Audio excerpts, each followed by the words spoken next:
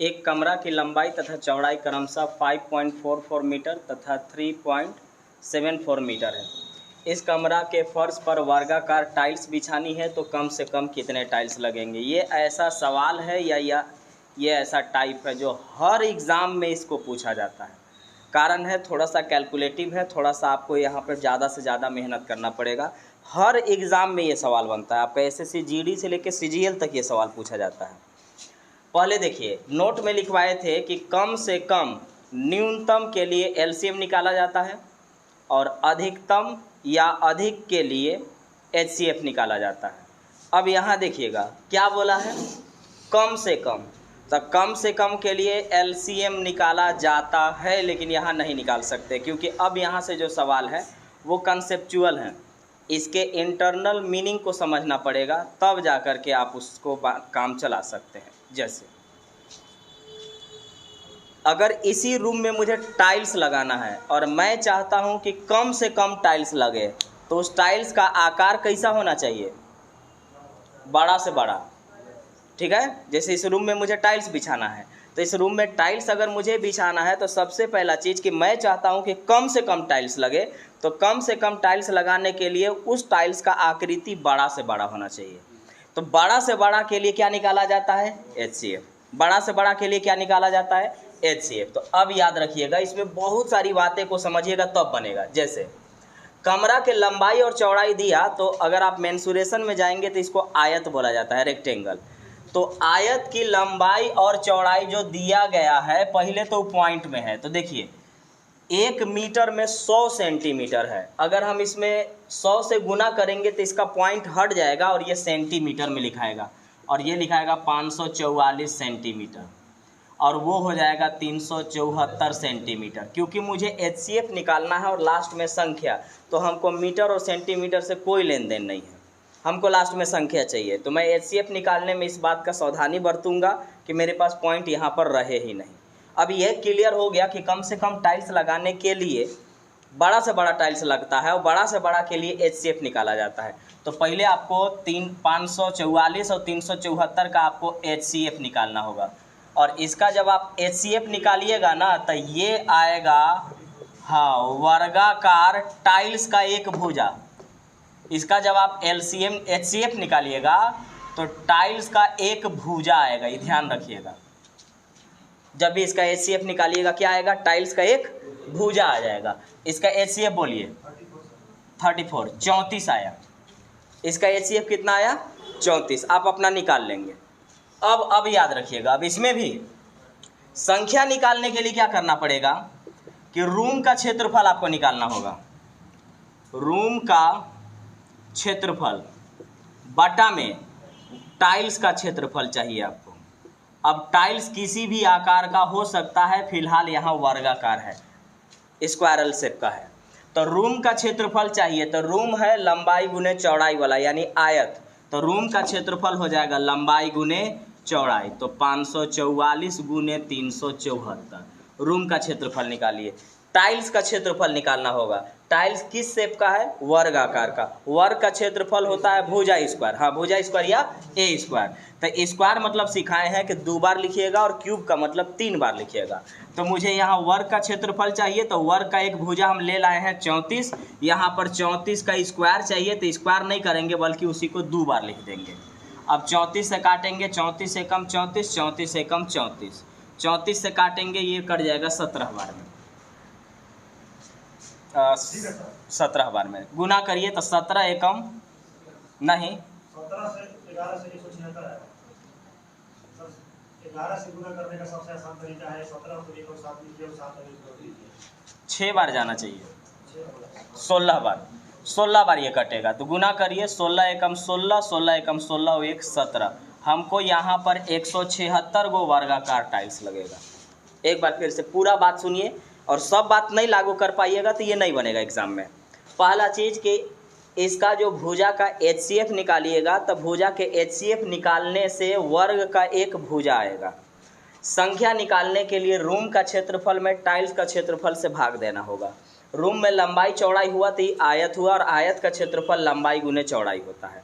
वर्गाकार टाइल्स है तो वर्ग का भुजा जो होता है वर्ग का क्षेत्रफल निकालेगा, और वर्ग का क्षेत्रफल ए स्क्वायर या भुजा स्क्वायर होता है। यहाँ से हमने काटा, सीधा सीधी पता चल जाएगा कि कितने टाइल्स लगेंगे। 176 टाइल्स लगेंगे इसमें। एक व्यक्ति से वादा किया कि उसे प्रतिदिन अधिकतम मजदूरी दी जाएगी। अधिकतम साफ हो गया, एचसीएफ निकालना है।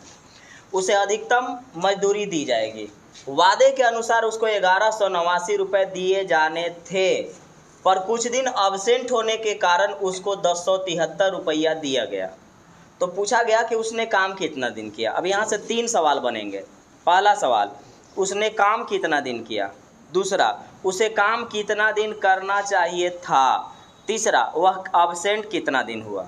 मैं तीनों बता देता हूँ, एग्जाम में जो पूछेगा बना लीजिएगा। अब देखिए, वादा के अनुसार इसको 1189 रुपया मिलना था, लेकिन मिल रहा है 1073 रुपया। तो आपको 1073 और 1189 का आप एचसीएफ जब आप निकालेंगे ना, तो आपका आएगा एक दिन का मजदूरी। ई जानना आपके लिए ज़रूरी है, ठीक है ना। ये जानना ज़रूरी है कि इसको निकालते हैं तो निकल क्या रहा है, आ क्या रहा है। तो यहाँ मजदूरी की बात की जा रही है। देखिए, जो चीज़ का बात होगा वही चीज़ निकलेगा। मजदूरी की बात कर रहे हैं, एक दिन का मजदूरी निकलेगा।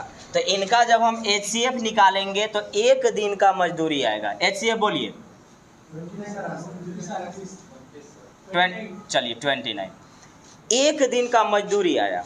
तो वादा के अनुसार उसको डेली मिलना चाहिए था 29 रुपया, ठीक है। अब सुनिए, इसमें भाग दूंगा तो काम करना चाहिए था, ये आएगा।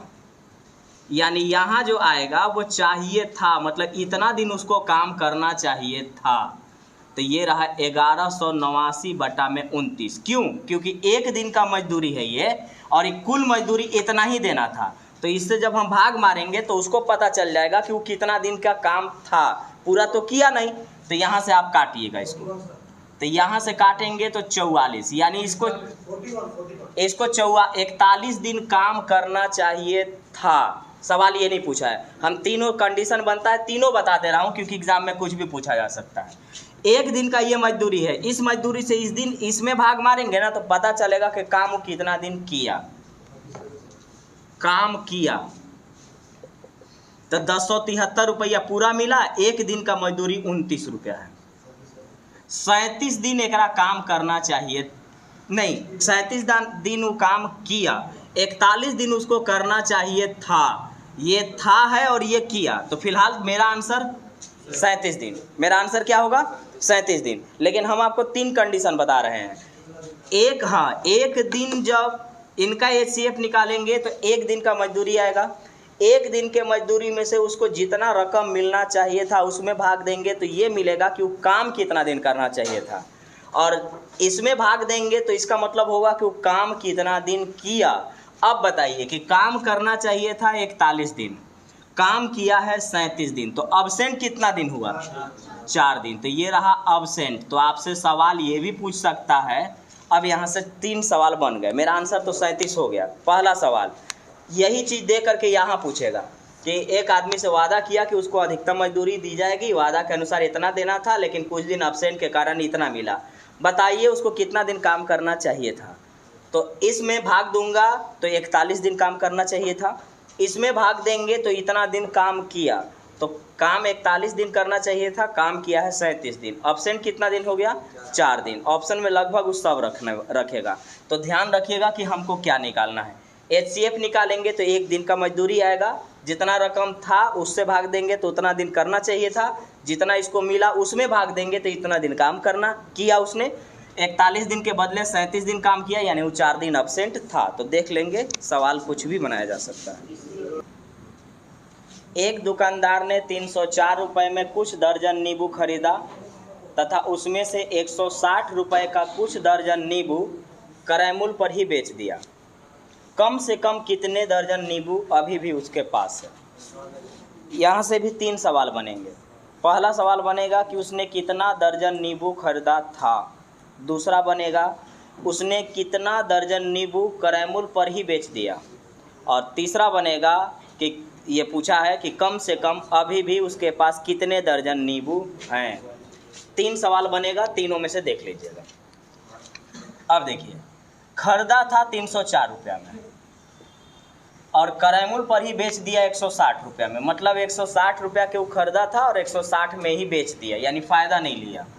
तो 304 और 160 रुपये का जब आप HCF निकालेंगे, बोलिए कितना आएगा? 16 आएगा। तो इसका मतलब होगा कि यह 1 दर्जन नींबू का दाम आएगा, 1 दर्जन नींबू का करैमुल,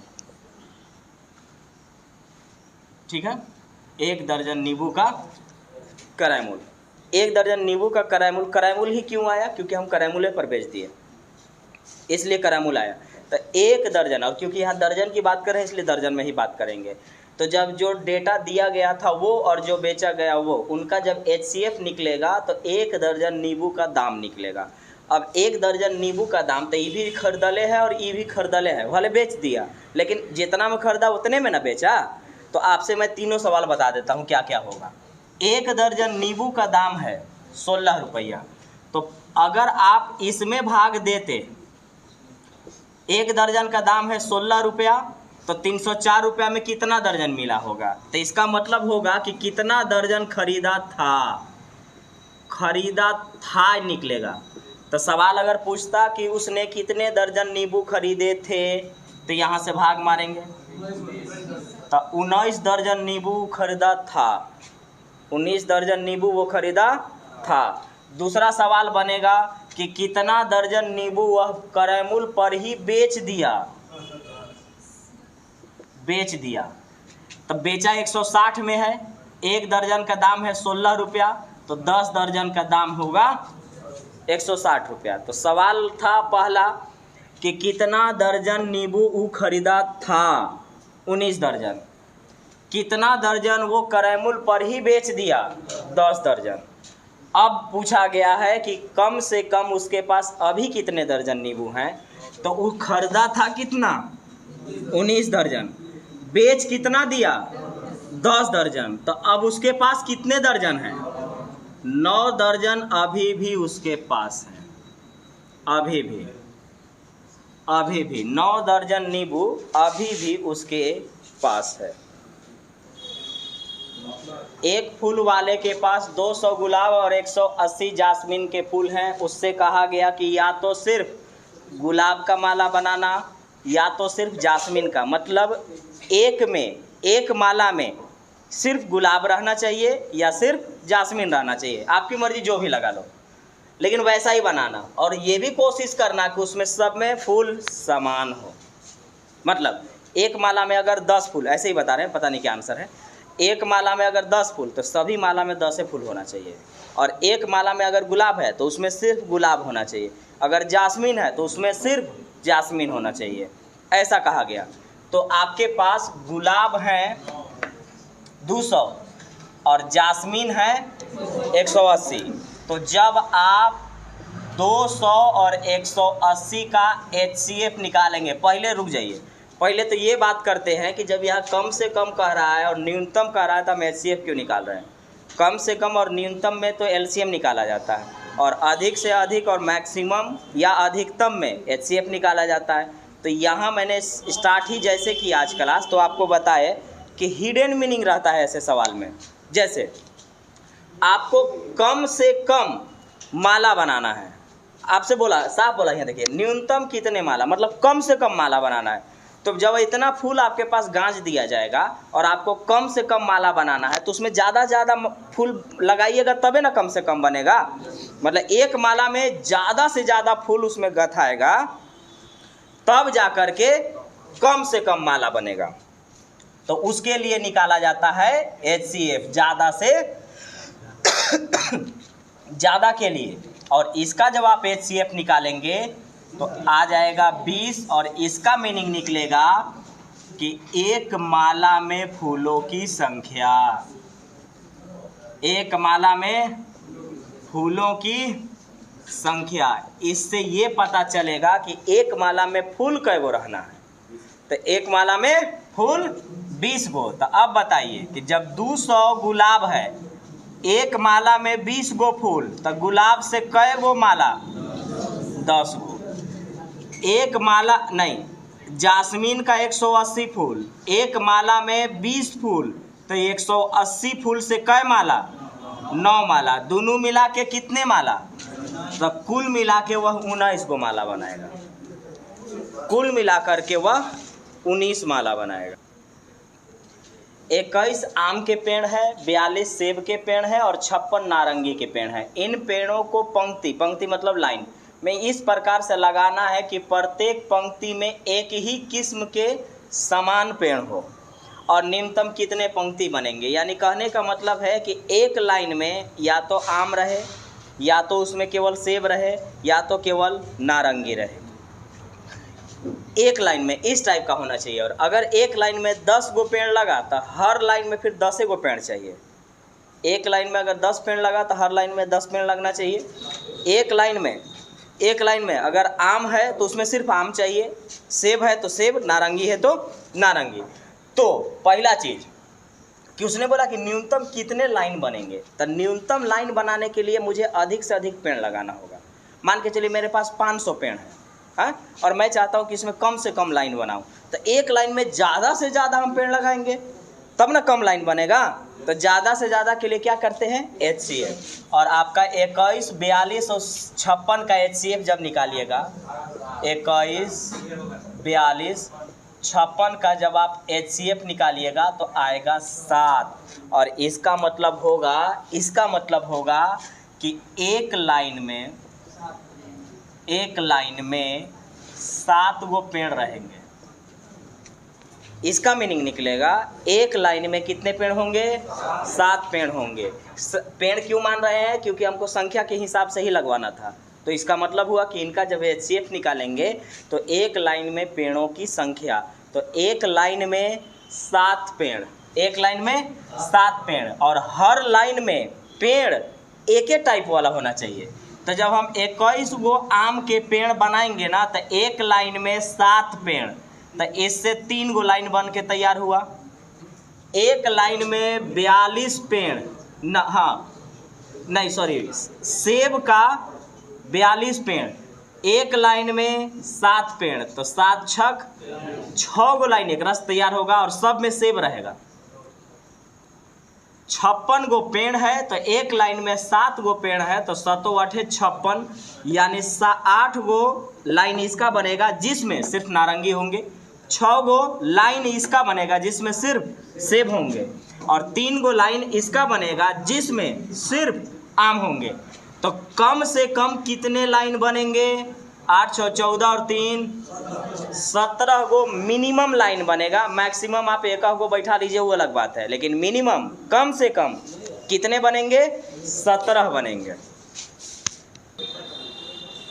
2/3, 3/5, 4/7 और 9/13 का लस माने लघुत्तम मतलब एलसीएम। सुनिए, जब फ्रैक्शन वाला का एलसीएम निकालने को कहेगा, फ्रैक्शन वाला के, तो जब भी एलसीएम में पूछा है, फ्रैक्शन वाला का एलसीएम कहेगा, ध्यान से, एग्जाम में भी गलती हल्का सा कर ही लेते हैं लोग। फ्रैक्शन वाला का एलसीएम कहेगा तो ऊपर वाला का एलसीएम निकालना है और नीचे वाला का एचसीएफ निकालना है। और अगर फ्रैक्शन वाला का एचसीएफ निकालने को कहेगा तो ऊपर वाला का एचसीएफ और नीचे वाला का एलसीएम निकालना है। ये ध्यान रखिएगा। और इसमें याद करने की आपको ज़रूरत नहीं है। एलसीएम बोला तो ऊपर वाला का एलसीएम निकलेगा, नीचे वाला अपने आप एचसीएफ हो जाएगा। एचसीएफ पूछेगा तो ऊपर वाला का एचसीएफ निकलेगा और नीचे वाला का एलसीएम निकलेगा। हमसे बोला गया कि एलसीएम बताया जाए, तो एलसीएम बोला है तो ऊपर वाला का एलसीएम निकलेगा। इसका मतलब है कि 2 3 4 9 का हम एलसीएम निकालेंगे तो आ जाएगा 36। नीचे वाला का एचसीएफ निकालना होगा। तो हम आपको एक बात समझाए हैं ना कि पीछे बताया ना कि जब 2-3 संख्या हो तो आपको छोटी संख्या से थोड़ी सी बड़ी संख्या में भाग दे दीजिएगा। तो 3 और 5 का जब हम एचसीएफ मतलब इन सब का एचसीएफ निकालेंगे ना तो 1 आएगा। कितना आएगा? 1। तो हमको लिखना है इसी रूप में, एलसीएम बराबर एलसीएम बटा में एचसीएफ। तो एलसीएम लिखिए ऊपर में 36, एचसीएफ लिखिए 1। 1 का कोई वैल्यू नहीं होता, इसीलिए आंसर 36 ही होगा। 7/9, 14/15 और 21/10 का मसा निकालें। मसा मतलब एचसीएफ। तो जब कभी भी हमसे HCF बोलेगा तो ऊपर वाला का HCF निकलता है और नीचे वाला का LCM निकलता है। यानी 7, 14 और 21 का हम HCF निकालेंगे तो आएगा 7। ठीक है, और अब इतने निकालने की ज़रूरत है क्योंकि ऊपर में 7 केवल यही था। अब लेकिन नीचे वाला भी हम निकाल लेते हैं। इनका चाहिए 9, 15 और 10 का LCM, ये होता है 90। ठीक है, तो हमसे पूछा गया था HCF, तो HCF बराबर होता है ऊपर वाला HCF और नीचे वाला LCM 7/90। अब कल से फिर अभी और टाइप बचा हुआ है जो हम लोग पढ़ेंगे।